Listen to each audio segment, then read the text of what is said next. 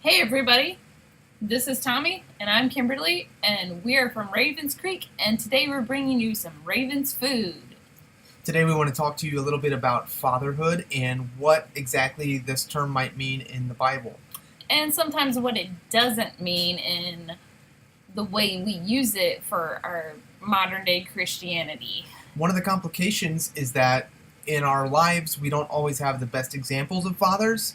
Some people don't even have examples, and so it's kind of hard to figure out where to draw our ideas from. Because in our own lives, if we don't have a good example of what it means to be a father, it's kind of hard to then read in the Bible about fatherhood, whether Paul calling Timothy his son or the God the Father. What exactly do we do with those terms? Especially God the Father becomes very difficult in our culture, in our society. There's just a great lack of actual fatherhood. We have, at best, a lot of men who are donating genetics to produce children, and then the example of being a father is just absent, whether there's actually a man there in the household or not. A lot of times we're not hitting actual fatherhood because there's a shell of a person available, but there's not character building, there's not providing, there's not training this child up in the ways that he should go. There's only this person who's overwhelmed with a burden. So in First John chapter 2, there's this progression that's made. I talk to you fathers because, I talk to you young men because, and I talk to you children because. And we see this progression in maturity, which gives the idea, even more than idea, it gives us the ability to see that fatherhood is really about a maturity and a character more than it's about an age or having the ability to become a father.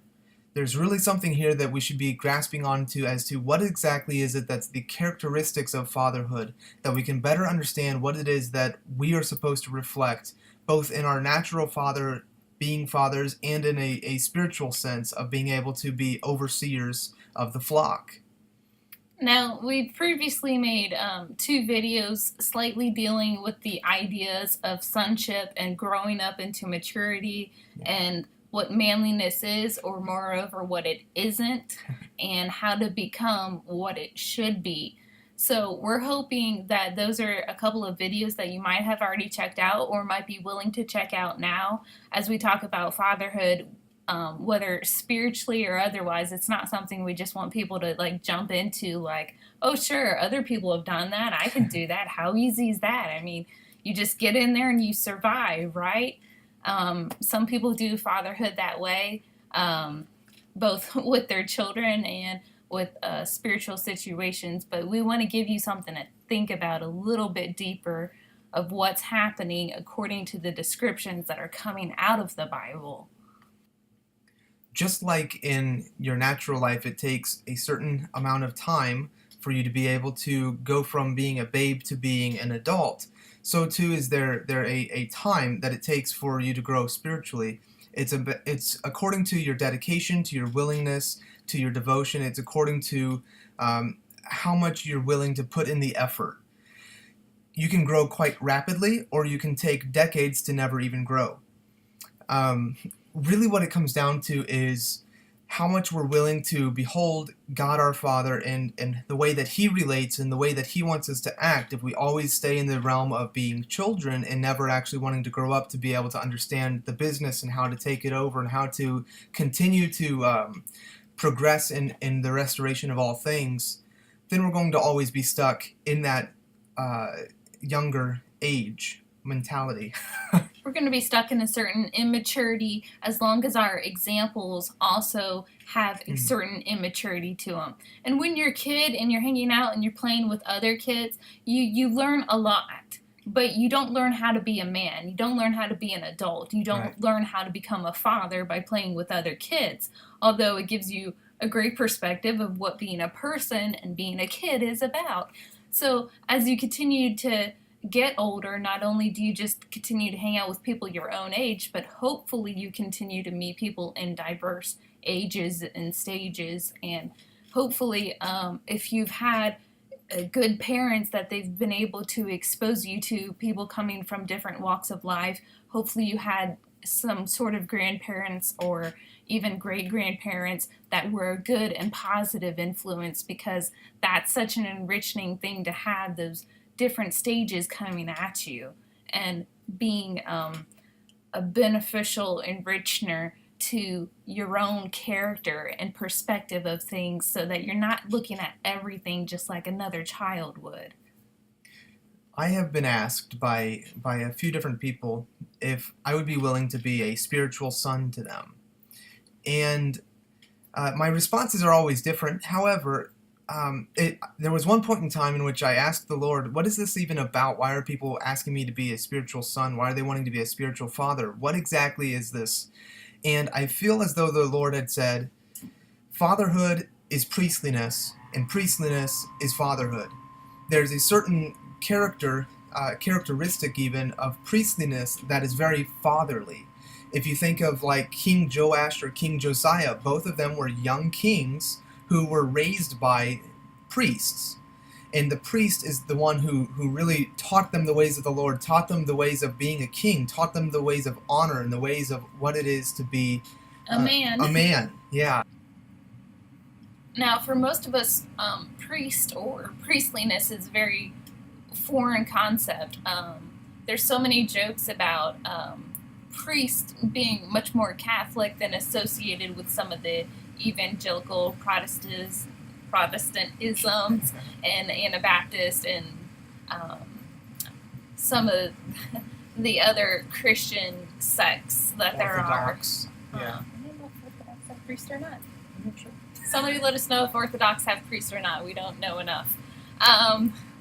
But we have this example of somebody who's in a robe and is very unapproachable in a lot of ways. Maybe unless you're like in a confession box or something, then he's slightly approachable. Or if you're all like purified and a member and you can take communion. Sometimes these are our ideas of priest in our modern culture, but Tommy and I try to look at priest not what Catholicism has created for us, but more back into the Bible and a lot of the examples you have there. So you have in Exodus, there are obviously the priests and Levites, the priests being from the sons of Aaron, but then in Exodus, I believe it's 19:22, it says that all of Israel, they are a kingdom of priests. And the New Testament reflects this same phrase that we are a royal priesthood or a kingdom of priests in Revelation 1. This idea of every single person having priestliness, having a call to priestliness, is very much something that's somewhat foreign in our modern thinking. We don't necessarily think of priestliness or priesthood as something that we all share. But like Kimberly was saying, it's very much this system where you have the one guy up at the front and he's the one with the robes, he's the one who's had whatever schooling he has to have the priestly. So what exactly is it that is priesthood then? What exactly is priestliness?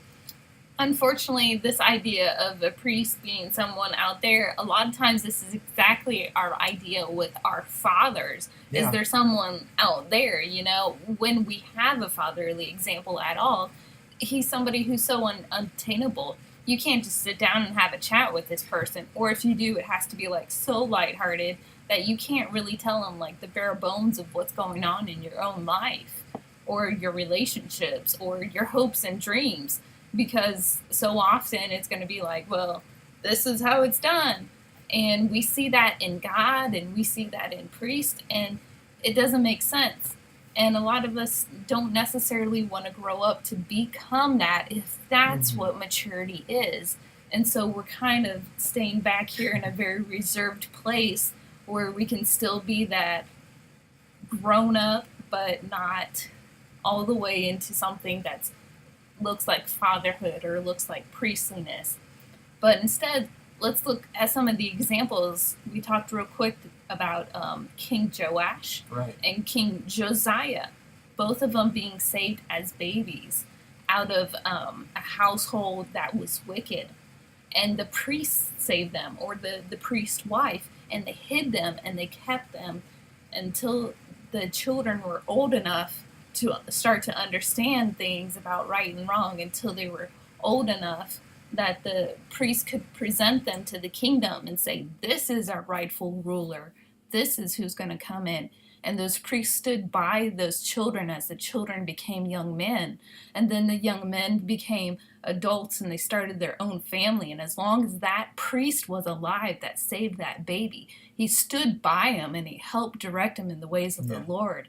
And we don't see this with our fathers and with our priest. We don't see that closeness there. Right. We see that, well, you tried, son. Now try again and don't fail this time. And that's what we're getting. But that's not what the Bible's describing. So in Hebrews, one of my favorite things that it describes is how Jesus is a priest after the order of Melchizedek. And throughout the whole book of Hebrews, you have this idea that the reason we can pray to Jesus, the reason we can approach the throne of grace boldly, is because we have a priest who's able to identify with us. And this is one of the really roots and hubs of priestliness, is it's one who can identify with the people and who's been there, who has not had to deal with, or who has had to deal with the same struggles in life and has overcome and has come to a place where they now can intercede on behalf of and really be that mediator to help others to grow into maturity and into that deeper reality. One of the things that's been pointed out to us about priests is, even in the Bible, we have this idea that it's somebody who says a prayer and maybe makes a sacrifice to appease God. And yet we see that the priest does a lot more. He's like this guy, just in doing the sacrifices, he's like the fastest butcher in the West or something. He really knows the parts of the animal, knows what has to be done, how long to have them sacrificed, what to do with the carcass or the meat afterwards. There were also brought cereal offerings, wine offerings, oil offerings, all these things. And here's this priest helping these people go through these sacrifices like a butcher or a gourmet chef. And then he has to help if somebody has like a medical question, like has God put a curse upon me or a plague, or what do you think this is? And he's looking through this like he's a medicine man. At other times he just has to offer advice and make judgment between people. The priest that's described in the Bible isn't just this guy wearing lofty robes, saying a prayer, and telling you that you've now been appeased, or your relationship between you and God has now been appeased. He's caring about the everyday concerns of the people around him. When he's saying his prayer, he's trying to stand in the gap of where people feel like they can't reach out to God. There's just a space in between. And that priest comes in and he says, then I'll stand in between you. And one side I'll hold God's hand, and the other side I'll hold your hand, until you two can meet together and hold each other's hands and have that bond and have that relationship and know that God's that close. Now, if we looked at that as being our fathers, whether spiritual or biological or adoptive fathers nowadays, our picture would change. What our society's supposed to do would change. How we live our everyday lives is going to change. In our society, we want to be these people who can say, we don't need a father. He didn't care about me. I don't have to care about him. If I ever have kids, I'll do better than the one before. But when we don't even have this imagery of what better is, better's just existing for one. That's better.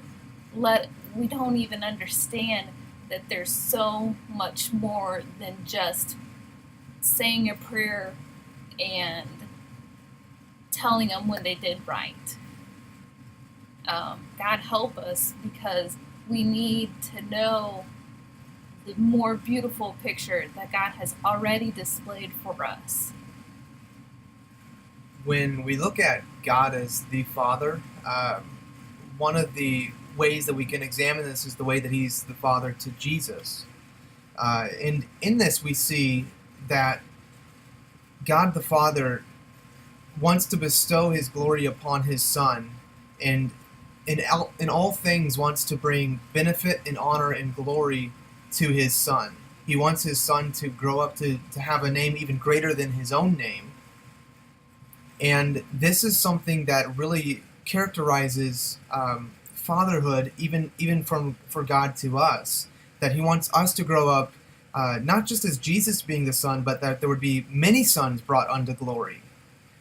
Again, Hebrews phrase. When we want to try to reflect this in our own lives, oftentimes the examples that we have are people who get upset and don't want us to do better than themselves. They tell us that they want us to grow and mature and to outdo them and to be more successful, whatever that might mean. But then when we actually get to the point where we are stronger, bigger, faster, more successful, that's when now there's some sort of a competition. But not so with God. It legitimately is about pouring into the next generation so that the next generation can take where we are and go the next step further. And it's about, and this is part of also being sons, is to know that we can take what our previous generations have said and we can build upon that as a foundation. We can continue to build and continue to deepen and progress our understanding. And as fathers, we need to be willing to allow for any kind of immaturity in our children when they're trying to do this and they're not succeeding in it. And we need to be able to be there to help to guide them in understanding what it is that they need to do to progress and grow, to then themselves become fathers to their next generation. We have this idea in our modern day Christianity and church society that as long as somebody is of an older age where they have gray hair, then this qualifies them exceptionally more than others to be fathers. And I have seen a great lack in hair color affecting maturity. So to use that as a judgment or as a vindication is absolutely ridiculous. We have seen those who indeed should have been at the place where they could be what's called spiritual fathers, but upon getting to know them, there's a very childishness that's there with a few elegant and theological words stuffed in between. It's like a child wearing his daddy's shoes and thinking that makes him a man. That's not what we're about. There's a heart of God that's revealed to us throughout the Bible. There's a heart of God that's revealed to us through our own willingness and dedication to know God. There's a character that's displayed throughout the prophets and the apostles and those who God puts his name on throughout history for us to know and to read about and to learn about. And it's not the same silly games that we're playing within our church systems and within our Christianity. So, in one sense, we're making an appeal that you don't have to follow this. In another sense, we're begging people to look beyond what they've been taught, and things that have taken on the name of fatherhood and not displayed fatherhood, and things that have taken on the name of treating somebody as a son or a daughter, and they're absolutely not. This isn't the thing that you should allow to define these relationships for you. There's something more beautiful to be obtained yet. One of the things that can be noticed usually quickly is that people in leadership roles don't give up their leadership roles very easily. And so you'll have people who are younger who still have the fire burning and haven't yet reached their winter years, who are enthusiastic, and sometimes the honest truth is that they are a little, it's youthful zeal instead of zeal with knowledge, but um, oftentimes you won't have these young people being able to come into a place of that honor until the previous generation has died off, and then you can pull it from their cold dead hands. In the kings, we see king after king after king. It's this king died, then their son reigned. The only king that we ever see that actually passed the torch and let everyone know this is the one whom God has chosen is King David. This is representing an actual fatherly heart that takes care of the next generation, that pours into and invests in the next generation so that when the time has come, the torch is passed and they're able to stand down and allow them to be all that God has created them to be. King David is known as the man after God's own heart, and even this being one of his final acts in his life still reflects the same characteristics and traits of God's heart. One of the things that's somewhat frightening to people, God doesn't always select the oldest person. With David even, he was the youngest of all of his brothers. God sometimes selects Jeremiah, who calls himself a child. For those who are older in years, sometimes that's hard to grasp with, and they see that age is what makes you the authority. But that's not always true, because sometimes there's a maturity, there's a character, there's a oneness with God that has been developed in the younger people, that they are more qualified and God calls them. And just because you want to call him a fledgling prophet doesn't mean Jeremiah was a fledgling prophet. He was legitimately speaking the oracles of God. This is something that we want to caution you with, is that whether you're young or whether you're old, there's two sides to this. As Paul admonished Timothy, and as I'm sure you've heard it over and over and over again, don't let anyone despise you because of your youth. And then for the other side, fathers, do not put heavy labors upon your children. Do not exasperate your children. And therein crushing their spirits.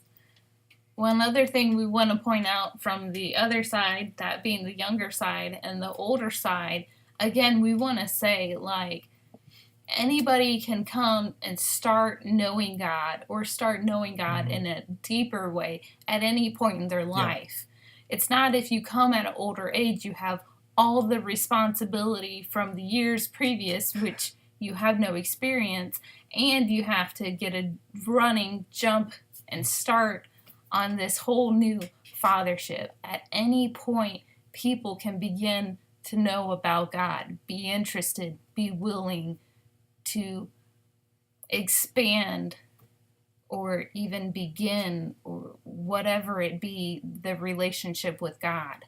There are stories in the Bible where people we would consider impossible, people who created destruction in their country, in their later years, in the last parts of their life, turned to God.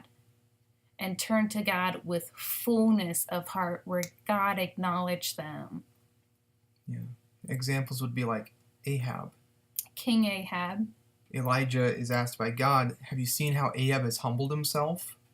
I think one point, I think it even says, before me.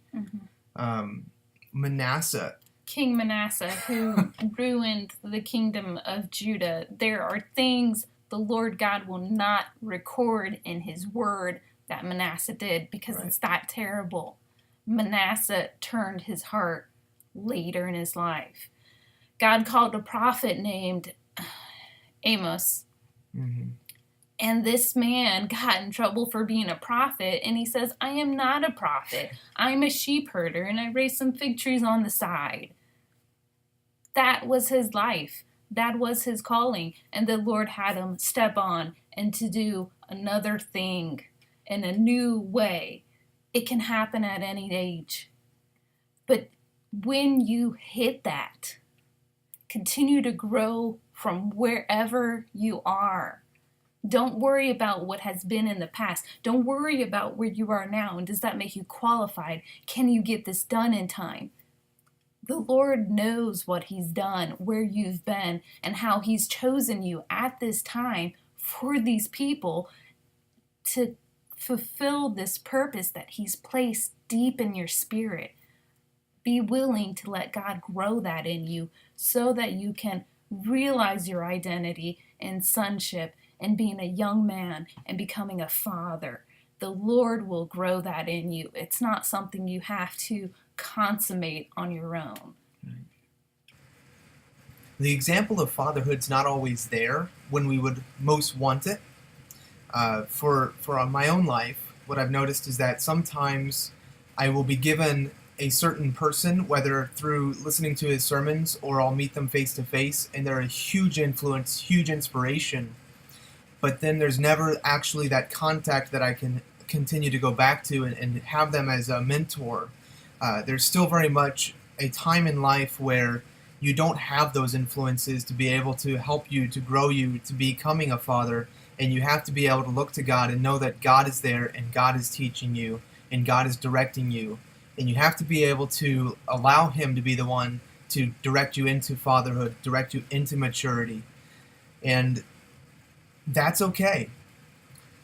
There's both difficulty there, but there's also a lot of comfort there to know that even when you don't have somebody else who can be the spiritual father for you, you still have God has your back, to put it in phrasing that we'd be more familiar with today.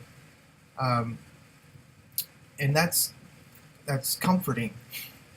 You don't have to feel like it's a cop-out to count on God as a father.